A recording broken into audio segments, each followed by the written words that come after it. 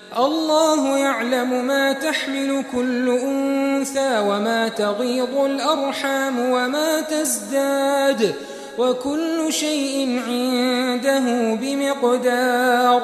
عالم الغيب والشهادة الكبير المتعال.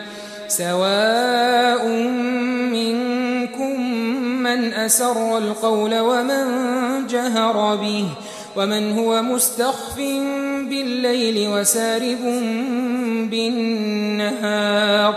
له معقبات من بين يديه ومن خلفه يحفظونه من أمر الله. إن الله لا يغير ما بقوم حتى يغيروا ما بأنفسهم. وإذا أراد الله بقوم سوءا فلا مرد له وما لهم من دونه من وال.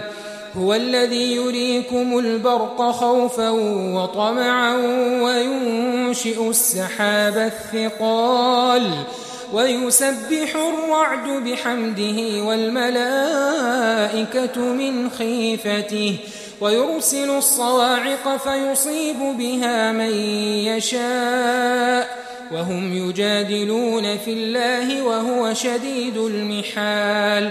له دعوة الحق والذين يدعون من دونه لا يستجيبون لهم بشيء إلا كباسط كفيه إلى الماء ليبلغ فاه وما هو ببالغه وما دعاء الكافرين إلا في ضلال.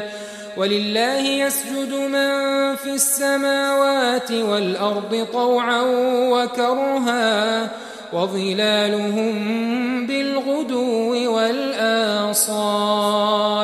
قل من رب السماوات والأرض قل الله.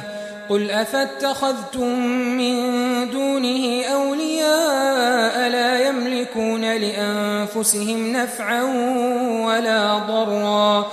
قل هل يستوي الأعمى والبصير أم هل تستوي الظلمات والنور أم جعلوا لله شركاء خلقوا كخلقه فتشابه الخلق عليهم. قل الله خالق كل شيء وهو الواحد القهار. أنزل من السماء ماء فسالت أودية بقدرها فاحتمل السيل زبدا رابيا ومما يوقدون عليه في النار ابتغاء حلية أو متاع زبد مثله كذلك يضرب الله الحق والباطل. فأما الزبد فيذهب جفاء وأما ما ينفع الناس فيمكث في الأرض كذلك يضرب الله الأمثال. للذين استجابوا لربهم الحسنى والذين لم يستجيبوا له لو أن لهم ما في الأرض جميعا ومثله معه لافتدوا به أولئك لهم سوء الحساب ومأواهم جهنم وبئس المهاد. अल्लाह ही उस बच्चे से वाकिफ है जो औरत के पेट में होता है और वही पेट के सुकड़ने और बढ़ने से भी वाकिफ है और हर चीज का उसके यहाँ एक अंदाजा मुकर्रर है। वो छुपी और जाहिर चीजों का जानने वाला है, सबसे बुजुर्ग है, आली रुतबा है। कोई तुम में से चुपके से बात कहे या पुकार कर या रात को कहीं छुप जाए या दिन की रोशनी में खुल्लम खुल्ला चले फिरे, अल्लाह के नजदीक बराबर है।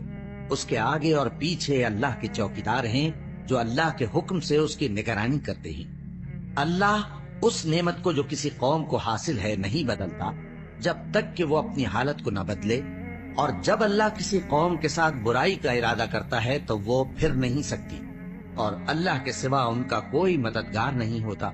वही तो है जो तुमको डराने और उम्मीद दिलाने के लिए बिजली दिखाता और भारी भारी बादल पैदा करता है और रात और फरिश्ते सब उसके खौफ से उसकी तस्बीह और तहमीद करते रहते हैं।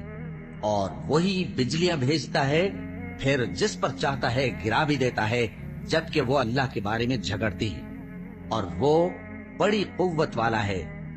کام کا پکارنا تو اسی کا ہے، اور جن کو یہ لوگ اس کے سوا پکارتے ہیں وہ ان کی پکار کو کسی طرح قبول نہیں کرتے، مگر اس شخص کی طرح جو اپنے دونوں ہاتھ پانی کی طرف پھیلا دے تاکہ دور ہی سے اس کے منہ تک آ پہنچے، حالانکہ وہ اس تک کبھی بھی نہیں آ سکتا۔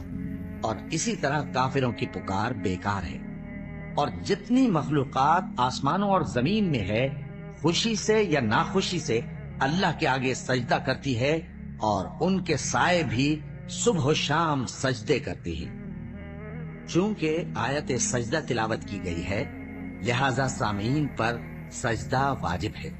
ان سے پوچھو کہ آسمانوں اور زمین کا پروردگار کون ہے؟ تم ہی کہہ دو کہ اللہ۔ ان سے کہو کہ کیا تم نے اللہ کو چھوڑ کر ایسے لوگوں کو کارساز بنایا ہے جو خود اپنے نفع و نقصان کا بھی اختیار نہیں رکھتے؟